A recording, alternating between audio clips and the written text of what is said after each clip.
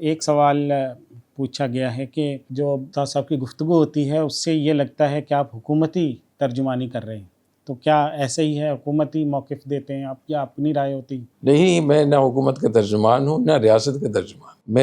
میں اس بارے میں اتنا زور اس لیے دیتا ہوں کہ ہمارے اس خطے میں پاکستان وغیرہ میں جتنے بھی مذہبی حلقے ہیں، مذہبی حلقوں کے بارے میں اصل میں بات کرتا ہوں کہ وہاں ریاست کے بارے میں زیادہ پڑھایا نہیں جاتا، جبکہ ہمارے دین میں، قرآن حدیث میں، سیرت میں، کتب فقہ میں، عقائد کی کتابوں میں ریاست کی بہت بڑی اہمیت ہے۔ تو اس پر میں ہمیشہ بات کرتا ہوں کہ جو ریاست کی اہمیت اللہ رسول کی طرف سے ہے اس کو ہمیں سمجھنا چاہیے، اور اس کی میں کوشش کرتا ہوں۔ اس سے لوگ یہ سمجھتے ہیں شاید میں ریاست کا ترجمان ہوں، ایسا نہیں ہے۔ ریاست کے اپنے ترجمان ہیں، اپنے ادارے ہیں، وزارت اطلاعات ہے، ISPR ہے، تو وہ سب اس کو کرتے ہیں۔